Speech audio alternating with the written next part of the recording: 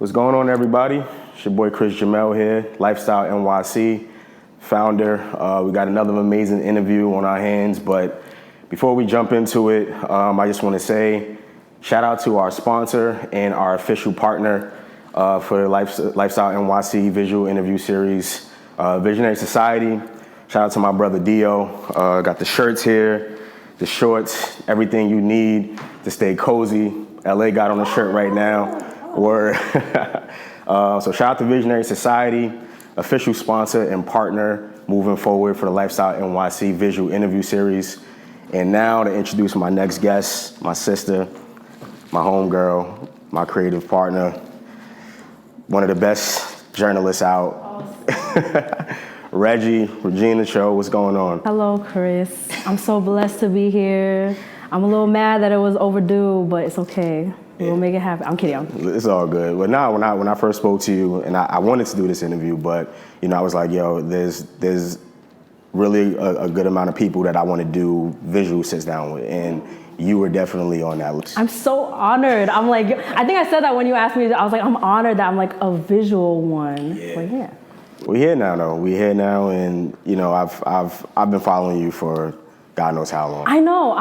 I'm trying to think like when did we like meet? Because my earliest memory was like we knew of each other from social media and stuff, and then I don't know if this was the first time we met, but do you remember the Rick Ross title event? I saw you like no, we were both like on the media line. We were like, oh yeah, we got the passes, Yeah. But I don't know if that was, and you were like, Regina. I was like, oh my God, it's you, like Chris. I think I met you a couple of times. I think I've met you. I think my first memory of meeting you was at one of those Genius barbecues in Brooklyn.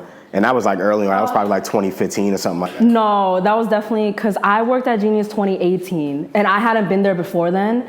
But, so that was definitely like, it was not 2015. It was not, yeah, it was not 2015. I don't know, but It's all right. Those were the glory days of the events, like Genius events, title events. I mean, I don't know if like the pandemic has a lot to do with it, or just they're turning away from events in general, but those were, they had them like every week. Every week was something new. It was so much fun. That's a fact. But we here now, and obviously, I want to talk to you about, your career in journalism and, just all the shit that we've experienced with how journalism has been, ups and downs, the creative process of it and whatnot. But first and foremost, to start the interview, I like to be able to talk to all my guests and just kind of get a little mental check-in on like where they are right now. So like for you personally, where are you right now mentally? How you feeling? I'm good. We know we've been going through 2020, and I feel like 2021, although we should not ignore, the pandemic is not 100% over, but definitely shit has changed. Like the mood has changed. There's like a rebirth in like a lot of people's creative like drive and like what they're doing because like shit is opening up now.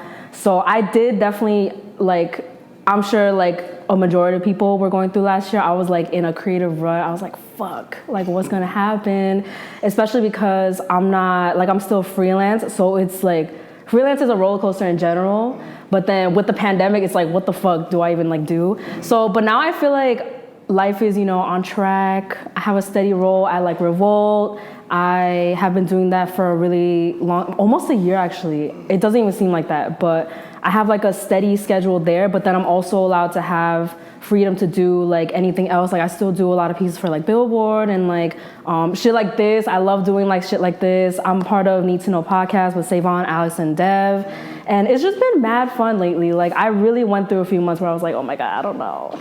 But now, and then personally, I'm doing good too. Friends and family, everyone is doing well. So I really can't complain at all. You threw a couple subtle flexes out there. Y'all catch that? What? What do you mean? Couple subtle flexes, but it's all good. Oh man, I'm good.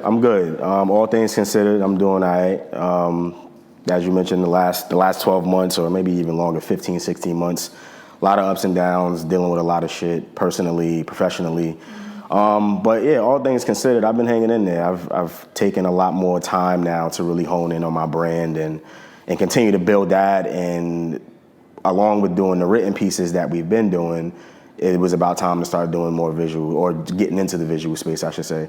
And that's been a blessing. That's good, because it's definitely like, okay, like the next level. We're taking this to the next level. And also shout out to you, because you are like so like consistent. Like you put out like so much shit, and like me, I know how hard that is to like transcribe everything and like be consistent. I'm like, yo, I can't believe he like is so like the quantity of it is crazy. So shout out to you. Shout out to the brand. Thank you. It's been a blessing. We've done some amazing things. Obviously, Armand is a part of the team. Shout out to Armand as well. And we got some new teammates coming through within like the next week or so. So yeah, it's gonna be dope. I saw you guys look. It's gonna be dope. But past the mental check-in part. Let's start in the beginning. You originally from Jersey, right? Yes, born and raised. I still live there. Yeah, word. A lot of people think I'm from New York, but I'm not. I never. You know how Be a time out here. Huh? Yeah, all my friends are from New York, I would say, but you know how Jersey people get a really bad rep of like pretending they're from New York? I was never that. Like, you ask me where I'm from, I'm like, oh, I'm from Jersey. I'm not from Manhattan, Brooklyn, I'm from Jersey. So yeah, definitely. So talk about that a little bit, like I guess your upbringing there and your first introduction to entertainment, the world of media. So growing up in Jersey was mad fun for me, because I'm from North Jersey. I'm not gonna say my exact town, but Bergen County, like the town next to me is mad, like it's all Latino people. Like literally you walk down the street, the signs are like in Spanish right next to me. Basically you would think you're in like South Korea. It's like a Koreatown, Fort Lee. That's where the bridge is. So I'm like in like I hate the phrase melting pot, but I'm really in like a melting pot of cultures. Like my best friends were Latino, Asian, white, you know, like everything. So I really got a good sense of like I really got a good preference of like how I want to be, what I want to be surrounded by. I never want to be just boxed in. My dad was very into music, always had like music playing in the crib. That's where I got my love of music from. And I had a nice life, honestly. Like, I'm not gonna pretend, like, you know, I mean, my family didn't like have it like that. It's not like we were like rich or whatever, but they always made a way. Like, if I wanted one thing for Christmas, he'll like make it happen. And I didn't know, like, you know how like as kids, you don't know, like, oh, you don't know if you're broke, you don't know if you're rich, that's just how life is. So yeah, I was chilling, you know, had a good, steady like upbringing. I'm aware like how privileged I am for that, and to have like, you know, a 2-parent household that like raised me with a lot of love. So I love being from Jersey. I loved how, I think what had a really big part of like how my career played out the way that it did was, from a really, really young age, I was able to like intern in the city, like right in the heart of Manhattan. I was able to just go out there by myself and like do internships even before college, and really get used to moving around in that way. So before college? Definitely, yeah. So my high school, I went to Bergen Tech. That's like a county, I don't know if it's called like charter or magnet. I don't even know like the difference between them, but I had to apply to get in. It was a public school, but I had to apply to get in. And they required seniors to have an internship. So we literally didn't have to go to school every Wednesday. You had to lock down an internship, and instead of going to school, you went to your internship, whether that's in Jersey, whether that's in your town or in the city. I started since then, so I learned the value of internships. Of course, it was unpaid. Of course, I was like broke as hell trying to like get there and get back. But that really started my internship journey. And then, yeah, it just like kind of snowballed from there. And then college was when it really got popping in terms of like the entertainment industry. Yeah, that was gonna be the next part, because I think for me it was sort of the same transition. Like, I didn't really start getting into, I guess, the freelance space or just knowing about that world until I got to college, until I got to FIT. So for you, like, how was that experience once now you're going through this transitional period and you're still a young adult at this point? Mm-hmm. You get to college, and where you went to Syracuse. You went to Rutgers at one point too, right? No, I actually why do you say that? Did I like talk? Because like, I think the only time I mentioned Rutgers was I posted something on my Instagram, like from like when I got accepted into the business school. Okay. But that's the only time. I mean, I have friends from Rutgers, obviously, because I'm from Jersey, but I went all 4 years in Syracuse, and I went to like their journalism school. Yeah. Yeah, something came up about Rutgers in conversation we were Probably. having. Yeah. So I figured that you kind of attended there and then transferred to Syracuse. But yeah, so talk about that experience. You go to Syracuse now. You're now trying to figure out this media world, this journalism world, like that 4-year experience going through that process. Like, how did that open your eyes to that world? So going into it, I remember at the late tail end of high school, I was like writing for this random ass site. I don't even know like what it was called. That's how small it was. I don't even remember what the site name was, but I just hit up the guy. I was like, can I write for you? And I like started writing like album reviews and stuff like that. So that was going into college. And then at college, Syracuse University, there was kind of like, I remember going through freshman year and going through like, you know, like the culture fairs and like activity fairs and stuff like that. I was specifically looking for a dope magazine or like a hip hop club or music club that was cool at least. So I remember like looking at them, I was like, this is not, like this is cool, but it's kind of like very like, the people who were there, they didn't seem really in tune with the culture and like just, I don't know, you know what I'm talking about? Like it's like I was like, I don't know if this is what I want, but I'm not gonna just do it just because they're the only club that's existing. So I can't take credit for it, but we started a magazine called Mixtape Mag. A girl, Joanna, hit me up and was like, hey, I heard about you through social media. I know you write, I know you edit. So let's start this thing. Let's start the first hip hop magazine Syracuse University has ever seen. And like we started that our sophomore year, and like it was just received with so much love because like that, like you could tell people were looking for that, because right when we started, people were like, yeah, I want to be a part of it. I want to take pictures for it. I want to design for it. I want to I want to contribute for it. Excuse me. But yeah, and that was really the kickstart of like me taking this shit serious, because I was in charge of all the written content that went into the magazine. So I would edit all the writing. I had mad like young, hungry writers like hitting me up, like pitching me stuff and like helping with ideas of like articles. And like that was just so rewarding, because like it was literally us running the first like hip hop magazine at Syracuse University. And we were just talking off camera. There's a huge like media alum network, like people who graduate from Syracuse University, they wind up in the field, they're fire. Like they know what they're doing, they're cool, they're dope. So it was really like an amazing home and an amazing like networking experience, because let me not even call it networking. It was like bonding for us. Like we have that bond forever. Like we started that shit. And now it's like flourishing as well. I'm an old head now. I graduated mad years ago, and it's still flourishing. Like the people who, actually this year, they did it all through Zoom because of the pandemic, but they hit me up like, oh, do you want to speak to the writing team now? And I was like, oh my God, this is so crazy. And like, I was like, I wish I had someone like this at Syracuse to talk to me when I was young. So that was just a really good full circle moment. But Syracuse was definitely instrumental in like how like I viewed editing and like just really cultivating a good collaborative culture with people. And speaking to that as well, just to, I guess, find out like how the interests align. Like obviously you knew this is what you wanted to do. Like how did you view at this particular time, your love for music? Because that's primarily what you do. So coming into this process or this part of your life, where now you know what you want to do, you know you want to go into journalism, where did the music part come into? I feel like everyone says this, but like I've just always known that I wanted to do this. Like I've just always known that, like even if you ask my childhood friends, like I'll never forget, like even we would have like, let's say like me and my childhood best friend, we shared like a journal or something. I would be the one that like, I would be like writing lyrics instead of like just like writing regular shit. And like we find it years later and she points to it, she's like, see, Regina's always been like this. Like I've always loved music.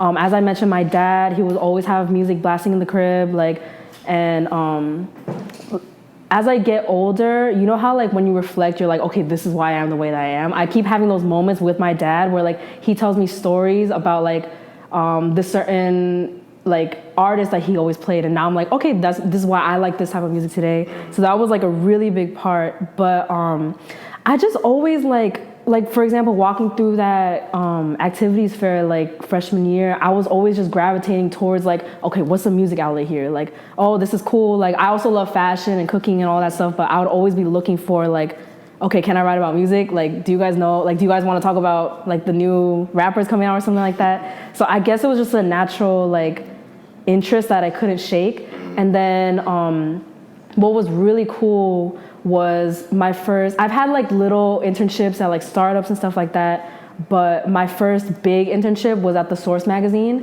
which is like the longest running hip hop magazine still currently, was the first one that really popped off. It was before XXL, so it was really like pioneering that shit.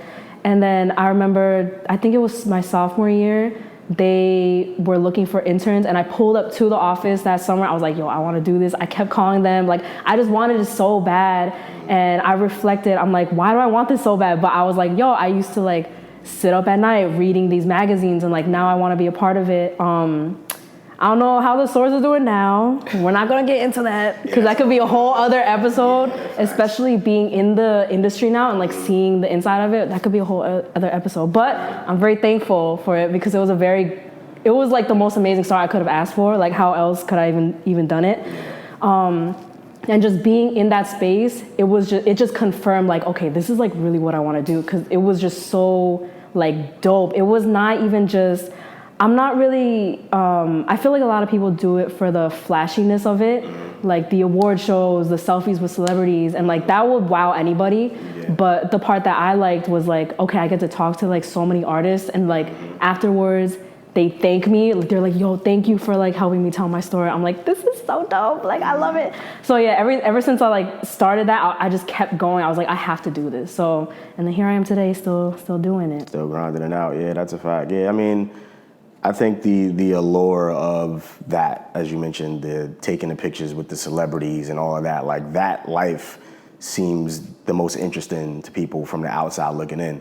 Because that was, when I first started freelancing, that was my thing of like, yeah, the writing part is cool and I like to be able to tell people stories, but if I can go to an event and take a picture with such and such, that part of it was the most interesting aspect to me. And I think, yeah, still to this day, I think that's what people see. And my editor noticed too at Billboard, his name is Carl Lamar. Shout out to Carl. Okay, he's a guy you must know, Carl Lamar at Billboard. He makes shit happen. But I started off with just regular like interviews, artist interviews in the office and shit like that, phoners. But then he started sending me to like cover like the title event that I mentioned in the beginning of this interview. I was there to cover it and basically do like I think that time was like a 5 takeaways that Rick Ross said or some shit like that. And he started sending me to like these premieres and album release parties. He's like, yo, Regina's like, this is her zone. Like, I love just like meeting people. I think it's so cool. And like, I just have mad fun. You could send me alone. Like I don't get like anxious or like too like flustered is the word. Like, I don't think I get flustered at these events. Like, I think that's where I like flourish. I love like the lights. I love like the press section and all that stuff. So that was what was really lost in the pandemic. But I'm glad we're getting back. But that was definitely like my favorite part of the job, like going out there and actually like being with the people. I feel like this is like a topic for, I feel like this could be a whole topic in itself, but I feel like a lot of people who are the gatekeepers at these outlets are like not really like, you don't have to be outside and mixing and all that, but you have to like touch the people. You have to be at these events and like know what people are actually listening to and like all that. So I think I really pride myself and like I'm actually like outside. Like I'm actually like I have mad friends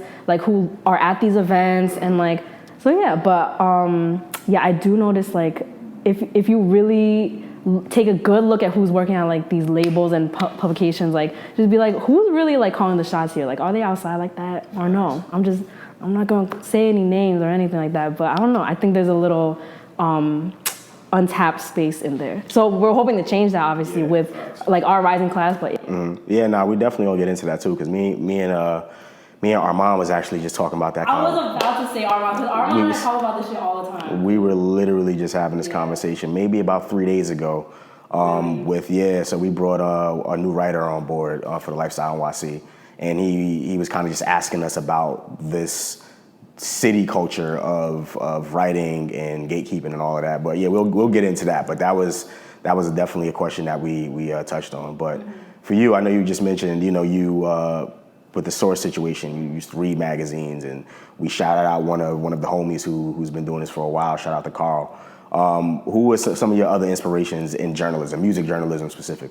When I think of like, I don't want to say, oh, in 10 years I see my career as like this person's, because everyone's career is different. Right. But if I would say like who inspires me a lot is Elliott Wilson. He's over at Tidal right now, but he is really like when I think of like people who still have like their integrity, he's older. He's, you know, like one of the first generation people who like actually like did this shit. He's still killing it. Like he's still coming with like fresh ideas.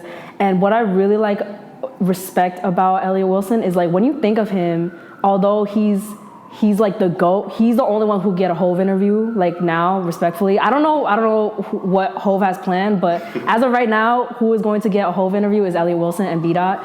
And he does that without being like super like controversial, and like you don't have to think of like drama to stay relevant. He just like does the work. He thinks of new shows for Tidal all the time.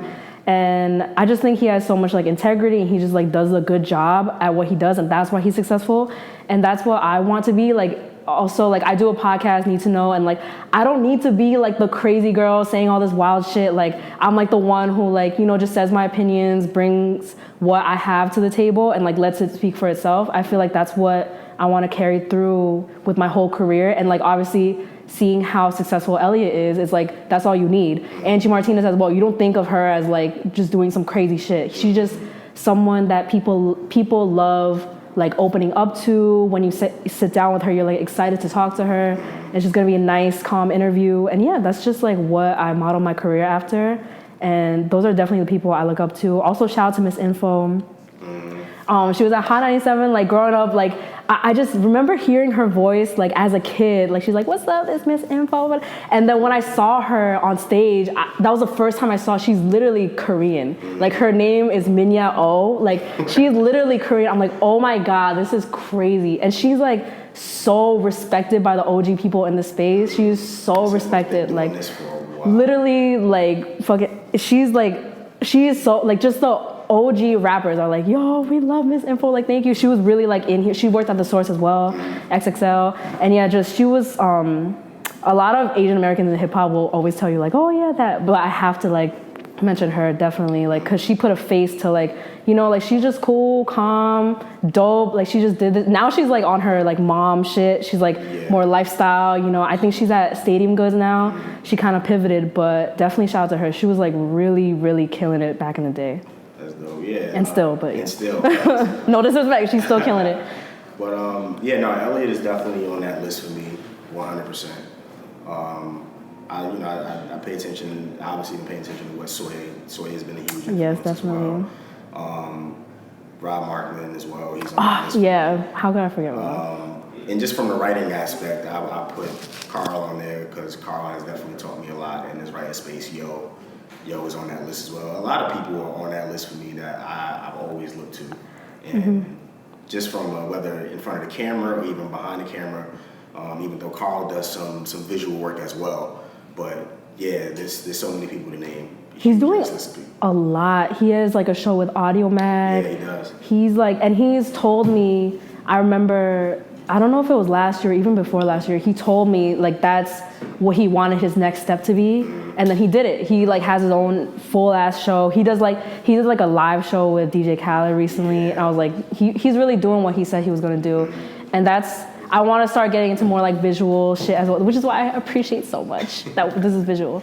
But yeah, and with Need to Know too, we're doing like everything is visual. So I definitely think that's like a next step for me. But words will like always, like written words will always be, you know, my first love. There's really, me and Armand, we had me and Armand so many times. It's okay if you mention Armand, because Armand is so intertwined with my life. It is crazy because he's from Jersey. We have the same friends from college. We're both in this media space. Like Armand and I have the same I bet our Twitter timeline is exactly the same because we have the same circle. But yeah, let's talk. Yeah, we have a lot of like really interesting conversations because him coming on board as the editor for the Lifestyle NYC, but also being the amazing writer that he is. Whenever we do these interviews and things of that nature, he always has like amazing like points that we talk about. So, but yeah, shout out to Armand. So yeah, getting it, getting into your back into your writing bag. You mentioned you were doing a bunch of things in college. When did that first opportunity, like first real freelance opportunity come about, like for you to get paid for your work? I had a Billboard internship in, was it my, you know the winter break that college students have of like December to January. Yeah, just that 1 month. Mm-hmm. So I was a scammer. So like they tweeted out that they were looking for interns, but the internship is like 3-4 months. Obviously, you have to go into the office, the New York office. But I applied for it anyway, knowing damn well I was only gonna be home for a month, 3 weeks, and it's in December. So people have that Christmas, New Year's where they save up their vacation days and they're gone from the office for like 3 weeks. I was like, fuck it, I'm gonna do it anyway. I applied and I got it. I was like, oh my God, I got a Billboard internship, what the fuck? And so I was like, yeah, I'm available, sure. Knowing that I go to Syracuse University 4 hours away, but I did it anyways. So I went in December and I basically had like 2 weeks of actually being in office with people before everyone went to their grand vacations and stuff. But I guess it worked out. So this is why you should finesse the system, because it worked out. My goal was to meet Carl because he was the hip hop editor. And I was like, I know that's where I want to contribute the most. So I did the internship. I did more with like the print side of the actual physical magazines, like helping out with that side. So that's a completely different team. But what I did was I made sure to keep a relationship with Carl. So even after I left, and I had to like act like, oh, I didn't know I was going back. Sorry, like I had to cut the internship short. I acted like I didn't know I was going back, knowing from the beginning that I was only gonna be there for like whatever, fuck it. Don't do it like that. Don't do it like me, but do something like that. You know, you could lie a little bit, but I know, whatever. I'm sure they found somebody else, whatever. But I kept my relationship with Carl throughout my last semester, and then I graduated with an opportunity, like an internship with Genius. And that was that was 2018. And that was so fire because Genius is killing it now. Don't get me wrong, but like in 2018, they were like the coolest company to work for. Like they had like the parties they had. Do they still have that same office space in Brooklyn? I think so, because I haven't been there in a while, but I'm assuming so because they decked that shit out. Like they have a cool like showroom. Like it is amazing. That's where people always go to do the verifieds. Like it is like a poppin' ass company. And like that was the summer that I worked there, and they only picked 4 people out of like the millions of people that applied. So I was like, oh my God, this is so cool. So that summer I was doing Genius, but then because I kept hitting up Carl throughout my last semester, he like, and I kept doing like little tasks, like transcriptions and like stuff like that for him to really like show like, yo, I'm really interested in like working with you. So that's a great way. And Carl's very like, he's like the man, like he is interviewing A-listers, but he's still like Jordan. I don't know if you know Jordan Rose. Like he was in college.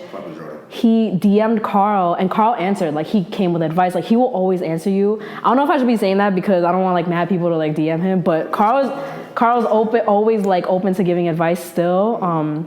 So like while I was doing my internship at Genius, Carl was like, hey, do you want to like do your first like freelance interview? I was like, okay. Like I acted like I was like, you know, calm, but I was like nervous as shit.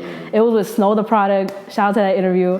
And then like since then, he saw that I did a good job. Like I knew what I was doing. I came on time, made sure I was recording. You know what I'm saying? So he was like, okay, like I'm gonna start giving you more like assignments. It snowballed, and then I started getting mad assignments, and he started trusting me with.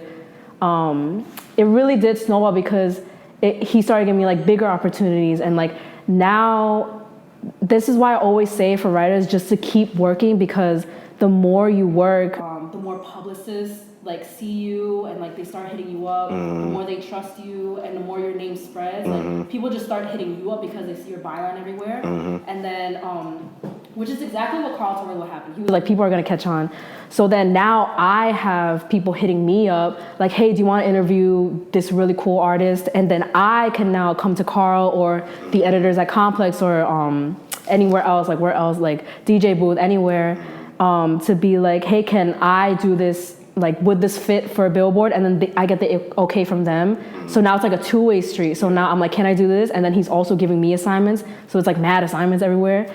And then he started trusting me with more high-profile stuff. Like the most recent one, actually not most recent, but one of the recent ones I've done was I covered the DMX private memorial at Barclays. And he hit me up and he was like, Regina, you want to cover this? I was like, what? Like, yes.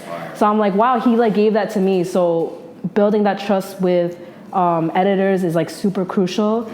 But that was definitely the start of my freelance journey. And like, shout out to that part of my life, because like I was very like, after that Genius internship ended, I was coming off that high of like working for such a cool company, but I didn't have like a full-time role anywhere. And I had like a bunch of freelance, like I worked at like Hot 97 for a sec, but I was like, yo, like this is like, what am I doing? I want to be doing more. And I dipped real low. I was like, so like the post-grad depression was like hitting. I was like, fuck.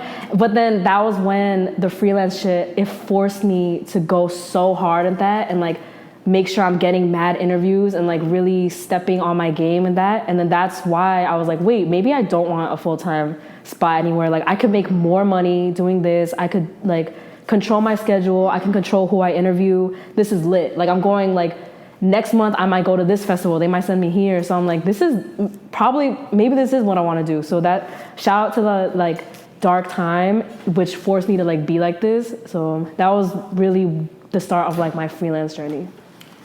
Yo. I feel like I'm giving like mad long answers. No, Sorry guys. Like, it's fire. It's fire. But you touch on a lot of points that like I think a lot of creatives and people who may have gone to college who dealt with that post-grad depression. And you talked about having the byline situation, and now you got people contacting you.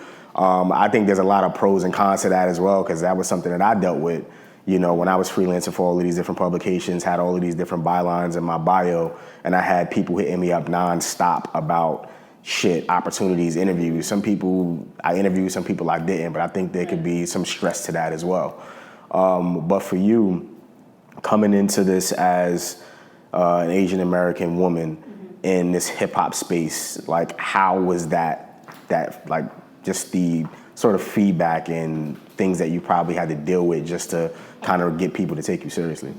Right. I feel like aside from, in conjunction with the fact that I'm Asian and like clearly Asian, I'm also like mad young walking into these rooms. I'm also a girl. I'm also like really like tiny. You know what I'm saying? Like I have a lot of things not working in my favor, but I don't really think I had time to like sit there and be like, fuck, are they gonna take me seriously in this meeting? Like I had no time to like sit there and like kind of like bathe in that type of attitude. So I just had to like, when I was in these meetings with like these like really like the head editors and shit like that, like Billboard, I had no time to be like worried. I had to really just be prepared and like impress them and like just do it the right way. All the people, this is what happens. True. It's as raw as it gets. But yeah, I had no time to just sit there and be like, oh my God, like I'm like Asian, they're not gonna take me seriously. But like I just had to step into those meetings and like really know what I'm talking about, and then they will respect you. Like I'm not gonna sit here and worry about like, oh my God, is like Future gonna like judge me for the way I look or whatever, or like how my voice sounds or whatever. I just had to do a really good job, and then I will get his respect. So that's the way I've always approached it, and I feel like it has been working because I think people do respect what I have to say. And if they don't respect what I have to say, that's probably not somebody that I want the respect of anyway, because it's like, why wouldn't you? Like, I'm like coming with integrity, like I'm respecting you. So like for you to not respect me, then I'm like, okay, then it's just you. Like this is not someone I want to work with anyway, whatever. That hasn't really happened. I've had like great experiences. You know how people talk about how fucked up the industry is? And I agree, but with me personally, thankfully haven't had too many fucked up experiences yet. When I see one coming, I just remove myself. That's why I avoid it. But yeah, and in terms of like repping Asians and shit, it's dope because there's definitely a lot of people who hit me up that do say that, like, oh my God, it's so nice to see like a woman who looks like me in this space, and like that's very rewarding. But then that's not really like my focus as well. My focus is more like being thankful that I'm even allowed to be in this space, and that I even like have a job in this space. I'm thankful every day. So that's really where more of my focus is at. Yeah, no, it makes sense. I mean, speaking on to just being thankful to be in this space. Like we've seen, we were talking about just the pandemic off camera and just like how the sort of shit that we saw take place with the media world and people getting left off left and right with, budget cuts and all this other shit. Like how did you process a lot of that? Like seeing some of our fellow creatives and fellow journalists go through that period, because then I felt like the well really dried up for opportunities. Yeah, it was hard enough. Yeah, that's what I'm saying. And it was just really ruthless. Like, I don't know if everyone is I think it was pretty public, like what happened, but there was a lot of these outlets that were just cutting off their head editors that have been there for like 6 years type shit, and they just like laid them off, and also kept like certain people and then rehired now other people when they could just rehire the talent that they already had. So it was pretty ruthless. It was really discouraging to see. Like it was heartbreaking, because you see these people like tweet out like, oh, I was like recently laid off, and it's like, fuck, like this guy, like what the fuck, then who's gonna hire me now? But I don't know how I navigated that. I was sad as fuck. I was like, it was really hard, but I don't know, you just have to keep going. And what keeps me going is like, I work in music, and there will always be great music to report on, and to make sure there will always be artists who are creating and artists to connect with and help them tell their story. So that's what really keeps me going. And there's always people who want to create, like post-pandemic, see like you're doing your thing, like there's always people who are going to be like this. So it's not too hopeless. During that time, it was very like, wow, like what is gonna happen? But you have to remember that it will never die down. Pandemic or not, the fire will never die down. So I just kept that in mind, and that's what like kept me going. Yeah, no, that's kind of how I viewed it as well. Because I was thankful enough I didn't have to go through that. Like I didn't have to go through being laid off by a publication. Like when I stopped freelancing, it was at my own will. I wanted to just stop doing it. Yo, that was the thing. I was like, you technically can't lay me off because I'm a freelancer. Exactly. No, it's a fact. So one of the points that you touched on in one of your previous responses, you talked about gatekeeping, and I think that's something that we see a lot across all industries, but in this creative space, I think we see it a lot more, because it's almost like a dog-eat-dog world. Everybody wants opportunities for themselves almost. Not everybody, but a lot of people do. Like you said you've been thankful and grateful to not have gone through some of the hurdles that other creatives have gone through, fortunately. But like, how do you view that in what we're in right now with the gatekeeping and people not giving people opportunities, not giving, but people who've been warranted opportunities not getting them for whatever reason? It's frustrating because like you literally see it happen before your eyes. It's like, okay, this writer should, especially opportunities taken away from young Black writers, where it's like, yo, this person will cover this so much better than you, and like you're doing this like random editor, like, and giving it to them when you know like this. I don't know, I see it all the time, especially because media and on social media, like we know a lot of people, we know, like we see it a lot. Small circle. Yeah, it is. It's dope because, well, I like our class of writers because like we all uplift each other. But yeah, you see it happen a lot. It's just frustrating, but it's a problem that I think with a lot of effort we can fix, because now we are one day going to become the editors at these really high places. So as long as we keep that alive, it's a problem that can be solved. But it's just like that in the culture in general, just people like talking about shit that they have no idea what they're talking about. But yeah, I mean, I'm hopeful though. I'm not gonna sit here and be like, yo, this shit fucking sucks. Like they're always gonna, no. Like you just have to work really hard so that we get to these places where we can be the ones who pick and choose who get these opportunities. Facts. Well said. I'm excited for that. Very well said. Yeah, like it is our responsibility to some degree to make sure that there are people out there, editors, new up and coming writers, whatever, are getting the proper opportunities, because now we're, as you mentioned, we're working our way into these spaces where we can kind of call those shots. So yeah, no, I agree with that. So the music, this is your profession, you're a music writer. So what are you listening to right now? Oh my gosh.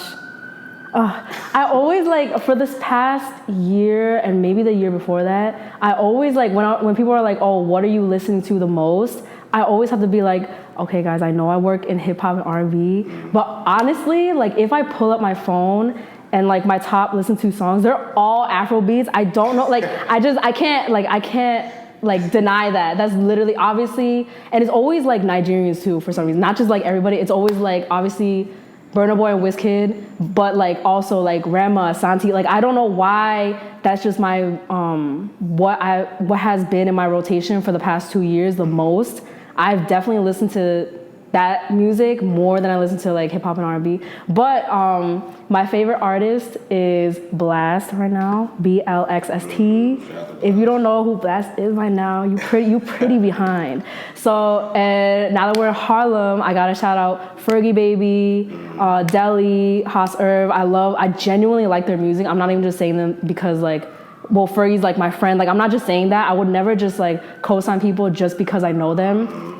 Because I think that also makes the person look bad, like, but I genuinely, like, he's really got it. I also, obviously, Capella Gray's, like, Song of the Summer. We were just talking about this, me and Dio, because he's from our town, so we were just talking about that. I don't know if okay, this is gonna drop Thursday, right? Yeah. So I just got a text that while I was literally on my way here, the podcast that I do, Need to Know, we're interviewing Capella Gray. Yo, with Armand, and Armand's like not on the podcast, but he's gonna, they literally just dropped this bomb on me like literally an hour ago. Isn't that like, that's so crazy because it's like, it's gonna be me, Alex, and Armand interviewing him, and then the rest of the team is like doing the production side of it. And it's like, it's so crazy like how intertwined everything is. And like I don't care. I was one of the first people who was telling people about this song, about Gallus. I was putting it on my story in like January. And then I saw it when I was it was on Spotify. It had like 10,000 plays and now it has like 2 million. So, and I love, that's like such a good case study of like genuine like rise of like a song of like people being like, yo, listen to this song, and now it climbs and now he's fucking like signed and shit. So very organic. It was super organic. So yeah, that's what I'm listening to. I can't lie. Like I do know, I do have a good grip on like all the new artists coming up. I would say I definitely do. But in my actual rotation, I just listen to Wizkid. Like that's all I listen to. Like. So back to music, getting into music. You've done interviews with some really amazing people in this space, from Swiss to I think you interviewed Rihanna one time. Like I think you've interviewed Rick Ross, Meek, I believe as well. There's been some really dope interviews that you've done. Subtle flexes again. He said it. I didn't bring it up. Okay, he said it. What's been your favorite piece that you've done so far?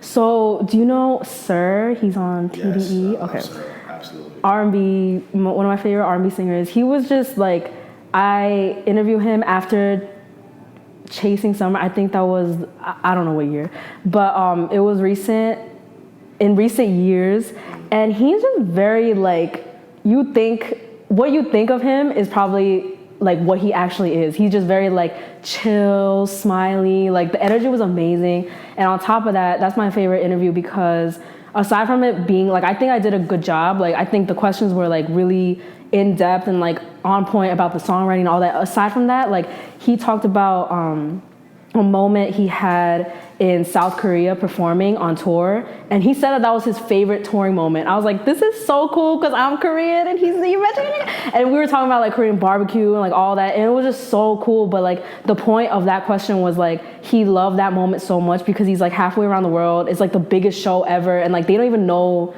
like probably a lot of them didn't even know what he was saying, but they were all like screaming along with him. Like, so it just showed like the language barrier doesn't matter for good music. Like it just really touches people. And that was just so powerful for him. Like he said, like he was literally like raving in another interview. I think it was with, actually, I don't know. It was in California, but he said that was like a really rewarding moment in his tour-ish life. And I was like, this is amazing because it's like connecting like where I'm from and like one of my favorite artists, TDE, all that. And it was just like a great interview. And then that was for Billboard. And so the title of it was literally like Sir interview talking about chasing summer and how South Korea was a life-changing trip for him. That was literally the title of the article, and that's Carl came up with that title. I was like, wow, like this is so cool. Like my dad be Googling me now, and like so he could see that. And I'm like, this is so cool. But like obviously, that was one of my favorites.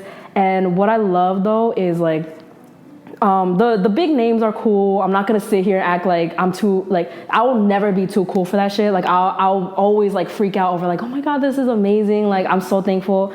But what I do love is like the rising artists and like writing about them, because they are the ones who see it and like they hit me up on like social media and they're like, wow, like thank you for writing about this. Like I literally got one on my way here. His name is Second. He's like a rising, I don't know, he had like a new song drop. He's part of like Kanye West's like Sunday service choir. So he messaged me, he's like, thank you. This is like the first article anyone has ever written about me. And it was just like a news post on Revolt about his new music video. But he was like, wow, like he posted it on his Instagram. He tagged me like on his feed and he was just so proud of it. And I just love being a part of those types of moments. So a lot of rising artists really do take the time to appreciate it. And I love interviewing them as well, because with these OGs, it's cool and like it's very prestigious and all. But the rising artists are the ones who will tell you like their story and like how they got here and like all that, because the OGs have done that mad times. So I love interviewing rising artists. And then also I have to shout out the Rihanna interview. That was fire because I didn't even know it was gonna happen. I was covering one of her events.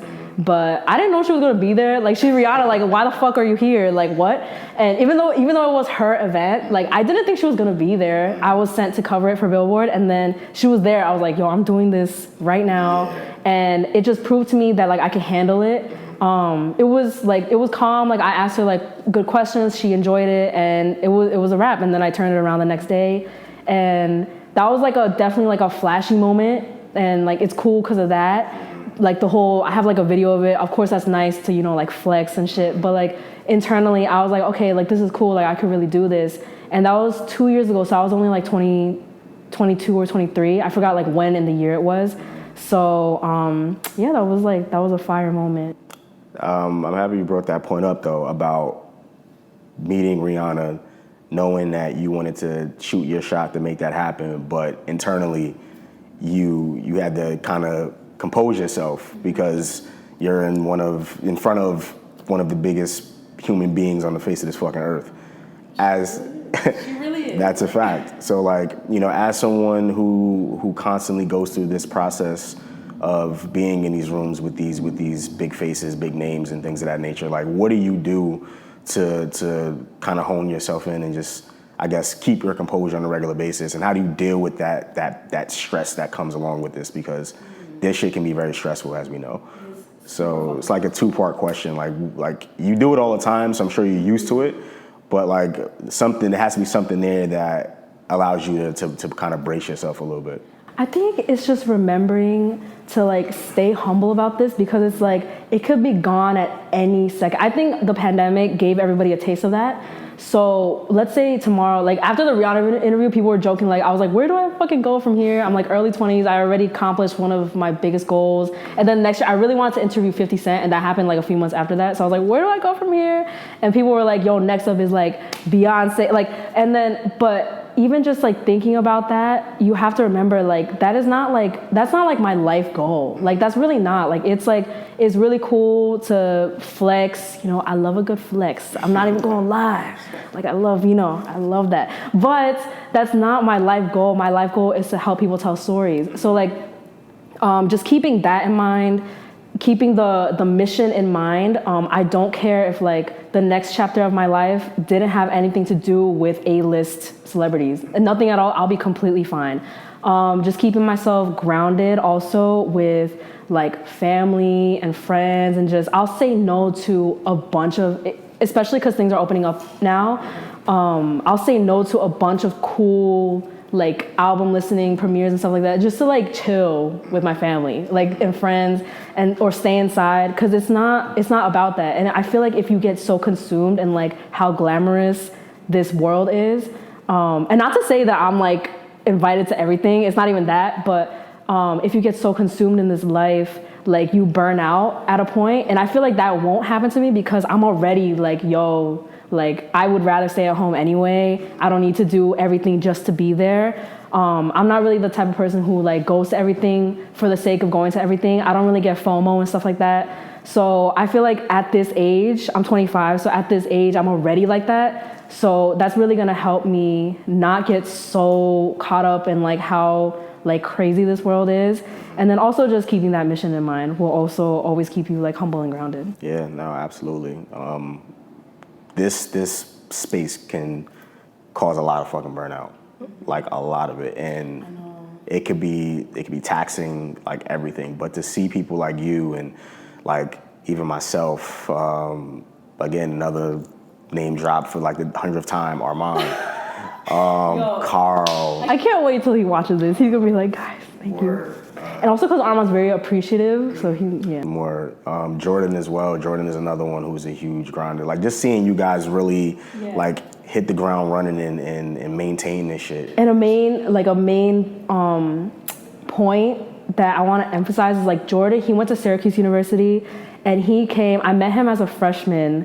Do you like know Jordan, or do you just like follow him? So I've met Jordan for the first time. We've showed love to each other's work, but I met him for the first time at Armand's crib. Yeah. So he's like youngin'. He's literally he just graduated college. He's like 3 years younger than me, I think. I only got to spend like 1 full year with him at school, and he at freshman year, he like ran up to me like for the magazine, Mixtape Magazine. This is why I feel like Mixtape Magazine, I'm so proud. It births such like good, like we're stars out here. Like there's mad alum who are like killing it and like record labels right now and shit like that. And they all started at Mixtape. He came up to me, he was like, yo, Kemet told me you're from Jersey, you love J. Cole, we're like twins. Like he was so like eager and hungry and like bright-eyed and bushy-tailed, and like he has been killing it. He writes for a Billboard now. Like he be getting like better interviews than me now sometimes, because like he also DM'd Carl and shit like that. So, and he never like strayed away from, every time he does something, he always texts me like, Regina, like you are my mentor. Thank you so much. I don't know where I'll be without you. And like as he was getting these opportunities, I would give him advice like, okay, record it on your phone like this. Don't be nervous, like in person, just like I would give him so much advice. And it's so important to have relationships like that, because now, when God willing, like when I'm a big editor one day or something like that, I don't even have to be an editor, like producer or whatever. I'm gonna have like a writer that I trust that's a lot younger than me, and then just keeping those relationships is really what's gonna like keep this industry like not pure, but like with good intentions at least, because this industry is not pure. But like with those intentions, there's good people out there. So having those relationships and like networking horizontally, like me, you, Armand, all this, and like, yeah, that's really, really, really important. Yeah, no, I agree wholeheartedly with that. Yeah, we've done dropped some real names in who inspired us in our friend group. But there's so many of amazing journalists. Injira is another one. Ahmad Davis is another one from Kazi Magazine. There's so many people out here. Like, he is like the man. Like he is the connect that will get you that interview, because he's also PR and he also does interviews, which kind of confuses people, but whatever, fuck it. But yeah, he's really connected. He's really plugged in. Facts. So we touched on so many different things, gatekeeping and just the ups and downs that comes with this life of being a journalist, a creative. If there were 3 things that you could change about this space that we're in right now, journalism space, music journalism, what would it be for you? That's so hard. What do you mean? Because that's such a broad, there's like mad things I would change, but I don't know if like I could put like a set thing. I don't know. What would you change, Chris? Because that's a hard question. I mean, I feel like my experience with it was a lot different. I think simply because I felt like I sort of plateaued a little bit when it came to my fire and wanting to continue doing it. When was it? My last freelance article, I think, was maybe late 2017, early 2018. I was freelancing for Massacre at the time. And right before I stopped, they ended up wiping out their entire editorial side. Yo, and I heard that they deleted old. That is hell for. Like I have all of these links from interviews I did in my portfolio, but when you click it, nothing. That's hell for a journalist because it's like you need that. That's like your work. And as much as people say like, oh, put it on some other third-party website, like you're not gonna automatically do that. So to do that, they really fuck people over. I remember when that happened, I was like, yo, that's a nightmare. I have so many dope interviews in my portfolio from Mass Appeal, but nothing allows me to go to it. But do you have them like somewhere else at least, or no, like not at all? No, I don't. Actually, some of them I have like still within the email because a lot of them were email interviews. So I have like the form of it, but the actual interview on the website itself, nah, that doesn't exist anymore. But yeah, I think that there's a certain level of gatekeeping that I would change. Just mentioning the aspect of allowing some of these young writers, young editors to kind of get their fair share, and having people like the Carls or like yourself or the Ahmads and things of that nature sort of bring a lot of these people under the wing.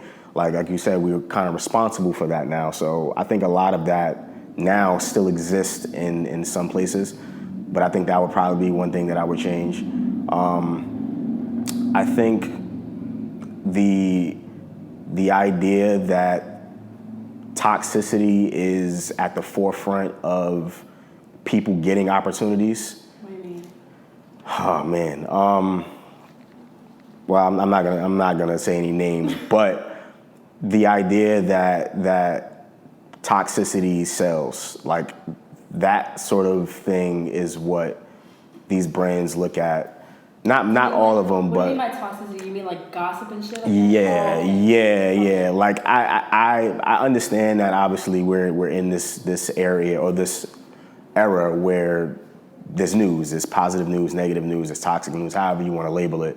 But that seems to be where a lot of people in this space, new, old, whatever, get their shine is when it comes to that. Yeah, I think that has always like. It's always been. It's always been like that's like the clickbait. Yeah. But I'm glad you brought that up because it's like I specifically never cover like drama, gossip, like dating and stuff like that. So I think reporting on like rumors and shit like that, that's not like true journalism. Journalism is like reporting the facts, making sure the truth gets on top. That is the core ethics of journalism.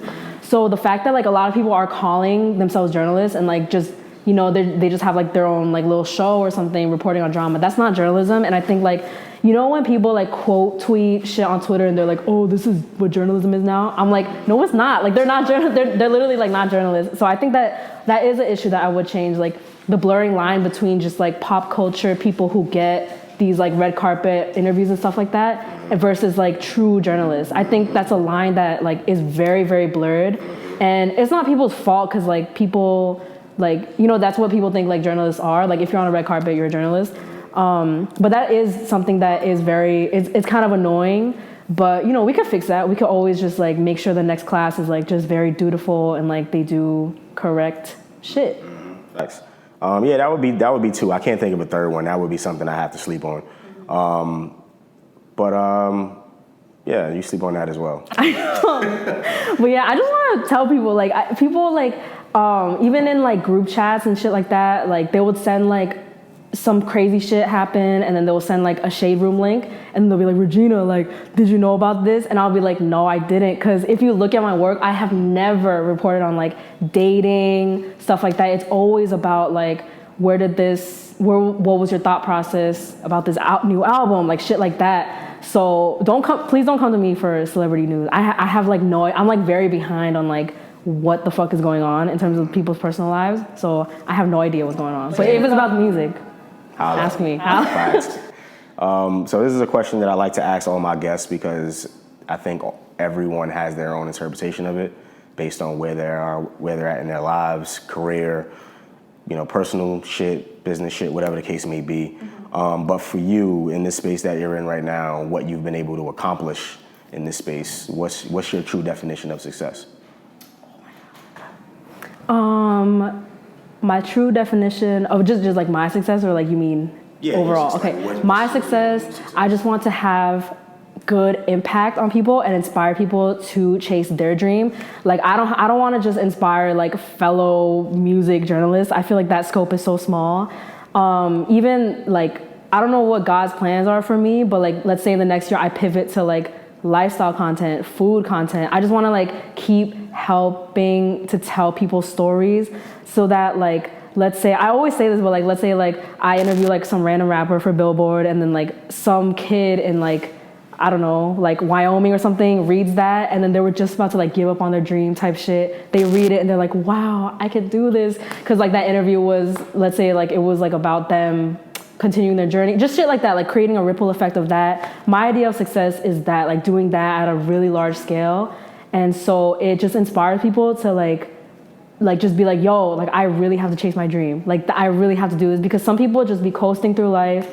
And that's fine. Like if that's your bag, if that is your life, please do that. But I just want people to remember like we only get one life. This is like mad corny, but like we only get one life. Like you have to like do it. Like what else would you be doing? Like, you know, just like go after it. So that's like the main message I want to send. And like the method that I do it, as I said, I don't know what God has planned for me, but like for me to give out that message all the time through my work is like my definition of success. And paying off my student loans. Yes. Syracuse University was $60K per year, okay? I'm dying over here, but yeah. That would be, aside from all the corny inspirational shit I just said, if I paid off my student loans and if I bought my parents a crib, that would be successful. Okay, let me change my answer. That would be my idea of success. Oh man, that's funny. That's funny as hell. I have a question for you. Okay, so you don't have to get too personal, but I also have a question that I ask everybody at the end. And I feel like people always, like Carl has a question that he always does, like, but so my question is, and you know, we don't have to get too deep because I don't know, because considering last year was a pandemic, everybody's answers to this is like fucked up, I've noticed. But my favorite rapper is J. Cole, and like my favorite bar from him is keep grinding, boy, your life can change in 1 year, because his life literally did fucking change in 1 year if you know his story. And I like asking people like, where were you at this point last year, and like what was going on around you, and like how does it feel to look at that from where you are now? A full year has passed, because sometimes people answer this and they're like, oh, I'm still where I'm at, and like they get discouraged. But I'm like, no, it's like you have mad time. And then sometimes people answer it like, my whole life has changed. So like, where were you at this point last year, and how do you feel about that, your progress, what you've been through and shit? Man, this time last year, I was midsummer last year. Yeah, I was still trying to figure out like what I wanted to do with the Lifestyle NYC as far as like taking it to the next level. I was caught in between this real weird space of just not really knowing how I was gonna really get it to where I wanted to get it to.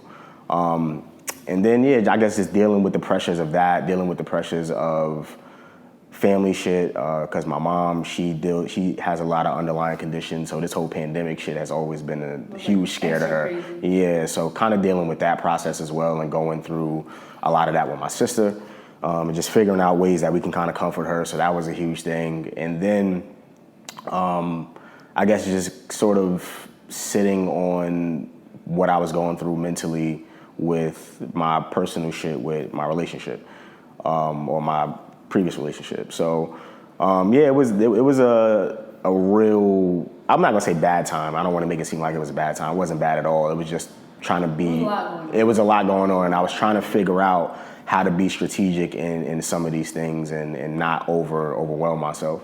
But to see where I am now a whole year later, it's amazing. Despite the unfortunate situation we talked about, I've done some amazing things with myself personally and professionally with the Lifestyle NYC. I've been on this amazing health kick where, you know, I've dropped 32 pounds since last summer. It's been amazing. I've done some amazing things with the Lifestyle NYC. That really be changing your life. Yo, that shit changed everything. Yo, no one told me I was mad chubby. No one told me that, because I went through that too, where I dropped 30 pounds in like a few months. This was around like 2018, and then it it like changes your life. It like just how you feel, not just how you look, but just how you feel. And like it's very, I was about to say it's underrated, but honestly it's not. A good fitness journey is not underrated. It's mind opening. Like it opened my mind to a lot, and you know, I started to feel a lot better. Just always dealing with the fact that I was always tired, but you know, you get in the space of eating right and working out, like you don't even feel that anymore. So it was that. And after I'll be like taking walks in the morning, like it was fire. It's invigorating. It really changes you. So that, and then just a lot of shit that I've done with the Lifestyle NYC, the 100th interview. I did the T-shirt that did really well. Moving this into the visual space. So yeah, to see what has occurred over the last 12 months, I'm grateful and I'm extremely thankful that I have a huge supporting cast like you, homies over there, LA, of course, behind the camera, like just people like that, just really uplifting me and continue to push me to go forward. It's been dope. So it's a really great question though. Thank you for asking that, because I normally don't get the questions on here. Don't steal that shit. One piece of advice you would give to an upcoming journalist? Oh my God. Network horizontally, like instead of just keep like having your eyes set on like winning over that like executive. I know it's really hard to like not do that, especially like if you're applying to an internship in like college or whatever. You always want to like message that big person on LinkedIn or whatever, because you hear these stories about like, oh my God, you hear these stories about people winning those people over and like that's how they got the opportunity. But what will pay off so much more is like if you see the people around you and like really, really support each other and really form that bond. I feel like I've mentioned this before in the interview, but like that really is my biggest piece of advice, because that's what helped me the most. Because now when we are like at the top, now we are all at the top together. Like we're gonna be like at like the same level in a few years, and like we've worked together since like years ago, and then we have that bond, we trust each other. So yeah, that's like definitely, and it's much more fun too to like actually fuck with the people who like you're coming up with, and that's a lot more rewarding than just trying to shoot your shot at like the CEO or whatever. But if you do it, it works out, that's fire too. But don't put all your focus on that, because take that little internship at that startup, you know what I mean? Like believe in it and then build with it, because now when everyone else wants to work for that like company, you've been with them for like 5 years, and that's fire. Facts. Oh man, Regina Cho. We've discussed everything. It's been a pleasure. What's next? I don't know. No, I'm kidding. Right now I have a steady role that I'm thankful for, because you know, you still have to pay the bills. But now that things are like opening back up, I'm excited for like the dope freelance opportunities that are gonna come of like, you know, like events and shit like that, being outside. What's next is I've always wanted to be more like on camera and shit like that, and I feel like the Need to Know podcast is like really helping with that, because Savon and them over there, Savon and Alex, Pierre, Dev, you guys are very like, they do that shit. Like the production is, thank you for just, because I just walked in there like, hey, they asked me to be a host too, and I was like, I walked into such a great setup, so I'm really thankful for that. So I didn't have to like figure that part out, because they've helped me with the on-camera shit. I would love to, I'm not gonna like make promises because I'm working on it. I would love to like have my own type of series and shit like that, like just starting on my own. I have a concept already that I'm really excited about, but just the timing of it, because it has to do with, you know, like restaurants and stuff like that. So because I'm really passionate about food. I really want to get into that. But kicking that off is really just like a goal of mine, my next goal. So really package that well, hopefully have that blow up, pitch it somewhere maybe, or keep it as my own. That's something that I would love to do in my next chapter. But as of right now, just enjoying where I'm at right now is definitely a focus too. Yeah, just being grateful for the fact that we can still wake up and do this shit every day, you know what I mean? So, oh man, this has been amazing. Thank you. Thank you for taking the time to sit in and talk to me. We've always had conversations, but I know, guys, he's known me for mad long, and he waits till 2021 to do it. No, I'm kidding. I'm thankful. It's cool. I've accepted it. No. But yeah, thanks again, Regina Cho. my amazing friend, amazing journalist. It's been a good time. Shout out to all the homies in the building. Shaddai, Dio, LA Behind the Lens. Shout out to Visionary Society again. And yeah, man, we out of here.